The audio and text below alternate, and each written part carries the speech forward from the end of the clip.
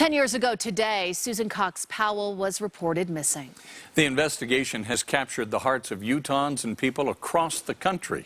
Susan's friends say they remember the day she went missing like it was yesterday. Can't believe it's already been 10 years. Yeah. Fox 13's Aaron Cox joins us live in studio with that interview. Aaron.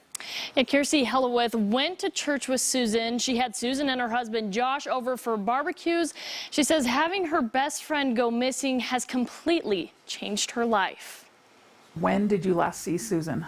The second I heard those words, I just kind of felt like a knife in my heart. Kiirsi Hellewell had walked home from church with Susan Cox Powell 10 years ago. I remember the day that I found out she was missing extremely well. The last time she saw Susan, it was noon, December 6th, 2009. She never said to me, "I'm afraid Josh will ever hurt me." Josh felt the need to bust a hole in the wall.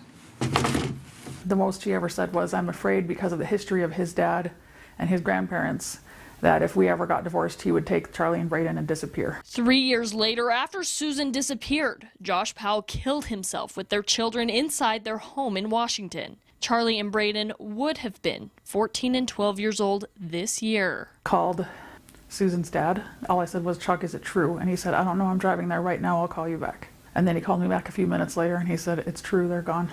I can't even describe the horror.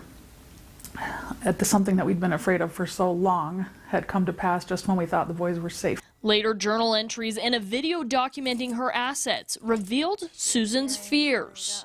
Hope everything works out and we're all happy and live happily ever after as much as that's possible. Sharing Susan's story, Kiirsi says she hopes will help them finally find Susan, but also will help others going through what her friend did have the courage to leave. I just know Susan would be smiling knowing that such a horrible thing had to happen to her and her children, but it was not in vain, and that she is still helping other people. Now that is exactly what Kiirsi wants people to take away from Susan's legacy. Yes, they are still searching for Susan, but they also want to educate people about domestic violence.